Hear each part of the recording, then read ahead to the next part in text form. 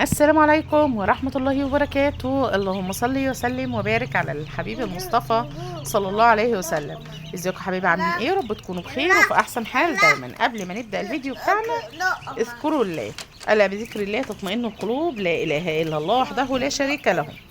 النهارده الفيديو بتاعنا حلو جدا جدا وان شاء الله هتستفادوا منه كتير قوي. لكن قبل ما ندخل على محتوى الفيديو هنضغطوا لنا لايكات كتير وشجعونا ننزل لكم كل جديد. مبدئيا كده ده مشروع الاسبوعين او مشروع الاسبوع او زي ما بتسموه. عملنا الفراخ الرز بتاعتنا، اللهم بارك، حاجه زي الورده اهي زي ما انتم شايفين كده. وسعت لها المكان اهو، ظبطت لها المكان وهيبداوا ينتشروا في المكان لاني لسه موسعه لهم دلوقتي حالا، فهم متعودين على الركن الصغير اللي كانوا فيه. النهارده هقول لك ازاي تربي فراخ وتكسبي منها ما شاء الله. ده خصوصا كمان بعد نزول اسعار الكتكوت ده. الكتكوت ده يا جماعه الخير انا كنت جايباه ب 22 جنيه، النهارده حرفيا كده من 13، من 10 في انواع ب 10 جنيه، من 10 جنيه لحد 16 جنيه. انضف كتكوت رز ممكن تجيبيه، رز معدل كمان او محسن، ده انضف حاجه اللي هو ديوك في برابر. النهارده هقول لك على المشروع ده بجد يكسب ويلبس ذهب. بس هتقول لي يعني انا اعمل مشروع 5 ايام ولا اسبوع ولا 10 ايام واكسب منه؟ اه والله هتكسبي منه. مبدئيا كده سموا الله ونبدا الفيديو بتاعنا. اول حاجه كده اسرع مشروع ممكن تعمليه وتكلفه قليله جدا. التكلفه تكون قليله جدا جدا. ليه؟ لان الفرخ ما سحبش علف لسه معاكي. المشروع ده انا عملته بعت منه عمره اسبوع وصورت لكم فيديو عمره اسبوع.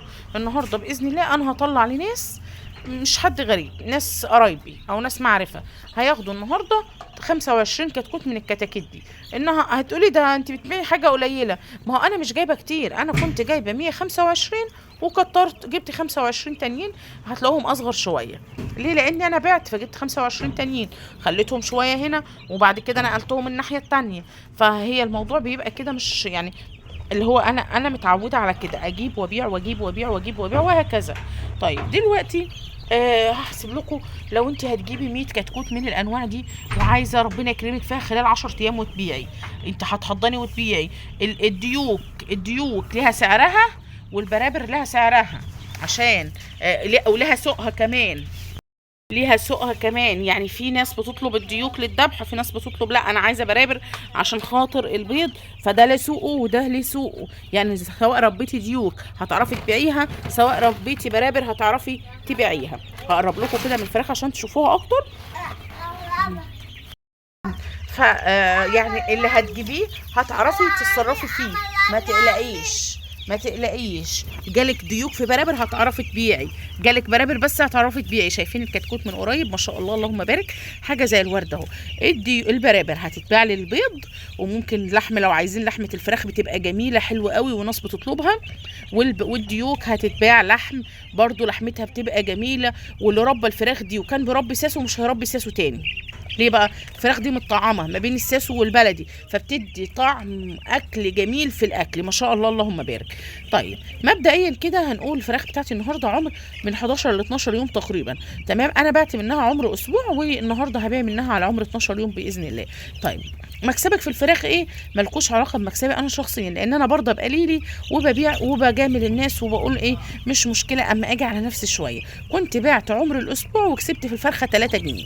قلت لي شويه قوي 3 جنيه على تعبك وعلى مش عارفه ايه وشويه جدا، وكنت بيعي يبقى اكتر والكلام ده كله. طيب انا كنت بعت الجوز اللهم بارك. شايفين ده بربره اهي ما شاء الله هتبقى لونها فضي، هتبقى لونها ذهبي اسود في ذهبي. فانا كنت راضيه بالعشرة بال3 جنيه. بصوا يا جماعه الخير، مكسب 3 جنيه في اسبوع والله ما وحش. يعني انا مثلا لو جبت 100 فرخ وكسبت فيهم 300 جنيه في اسبوع حلو. اصلا انا لا تعبت ولا وسخت الفرشه بتاعتي وهشيلها وهرميها. الفرشه حلوه اجيب عليها دوره تانية مفيش مشكله. طيب انا جبت 100 كتكوت يعني 300 جنيه في الاسبوع. هتقولي 300 جنيه مش هيعملوا حاجه، ما انا عندي مكسب 300 جنيه مثلا في بط تاني، عندي في رومي، عندي في حاجه تانية. لكن انت حره في حاجتك، تجيبي 500 بقى تكسبي فيهم، تجيبي 300. لو انا جبت 200 مثلا وكسبت فيهم 600 جنيه في الاسبوع، يعني معدل 2400 جنيه في الشهر. 2400 جنيه في الشهر. عايزه اقول لكم ان الفراخ دي مش مكلفه، مش بتحتاج مجهود، مش بنغير الفرشه خالص. شايفين الفرشه ما شاء الله 2400 جنيه في الشهر من 200 كتكوت مش حاجه. يعني احضر 200 وابيعهم واحضر فما شاء الله اللهم بارك، يعني 100 وابيعهم او 200 وابيعهم واجيب مكانهم. ده يا جماعه شغلي في المشروع ده، ده شغلي واكل عيشنا في المشروع ده.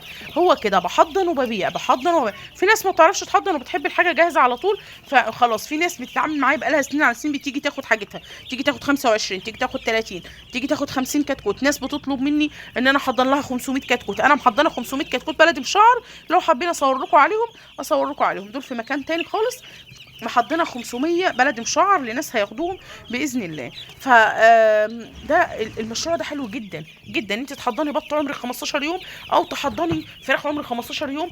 المشروع مش بيبقى مكلف، عارفين يعني ايه؟ مش اللي هو عايزه تجيبي 2 طن او طن، لا، انت ممكن تجيبي شكاره واحده 25 كيلو، تاكلي منها البط وتاكلي منها الفراخ وتبقى مشروع حلو. يبقى انا بصوا انا محضنه هنا بط اهو، محضنه بط ومعاه كام كتكوت جايين معايا، سبتهم معايا. البط ده هيطلع منه لناس عشان رمضان، فانا محضنه بط وطلع منه الناس برضو، يعني هو طلع بعت منه الناس وهبيع منه تاني الناس، مش ليا انا، مش هاخد حاجه ليا منه، ممكن اخد بطايه واحده او 2 بالكتير، او مش هاخد اكتر من كده. تمام. فمشروع التحضير ده حلو جدا. لو عايزين بقى دراسه جدوى دقيقه عن المشروع لحد عمر ال 15 يوم، لان انا هبيع من الفراخ ده عمر 15 يوم وهنزل مكانهم مكان مستنضيف ما شاء الله.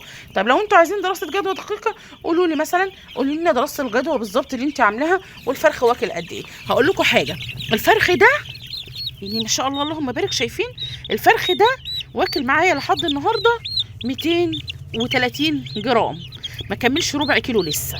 شايفين الفرخ عامل ازاي؟ اللهم بارك، ملحم، اللي بيمسكه بتبسط منه قوي اهو. شايفين الفرخ ملحم، شايفين الصدر اللي بيمسكه بتبسط منه قوي. الفرخ ده واكل معايا 230 جرام، علف لحد اليوم ل 12 او ل 11، انا مش عارفه هو 11 ولا 12، هشوف لسه دلوقتي.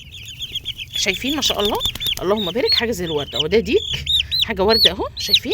ولسه هيظهر، لسه بعد ال 20 يوم هتبيع وانت حاطه رجل على رجل، هيبقى الكتكوت معدي نص كيلو. دلوقتي هو يعمل له ممكن، والله ممكن يعمل ربع كيلو، ممكن، انا مش عارفه بالظبط، بس هو ككتكوت عمر 12 يوم حاجه ممتازه قوي، حاجه حلوه جدا. تعالوا شوفوا البربره اهي، ده واكل معايا 230 جرام، لسه حاسبه دلوقتي لقيته واكل 230 جرام. ليه بحسب؟ انا بحسب عشان اشوف التكلفه، بحسب اشوفه. ده من الصغير، ده من الصغيرين انا جايبهم تقريبا كده عمره اسبوع النهارده اهو.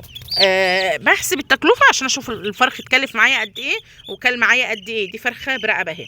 حبيت اعمل لكم كده اقول لكم عن المشروع بتاع الاسبوع والاسبوعين ده، لو حابين اتكلم لكم او احسب لكم التكلفه بالظبط على عمر الاسبوعين، تبيعوه وتكسبوا فيه قد ايه، او تبيعي بقى تحطي مكسبك اللي يرضيكي انت. اعمل لكم فيديو ان شاء الله الحلقه اللي جايه، واشوفكم فيديو جديد ان شاء الله. والسلام عليكم ورحمه الله وبركاته.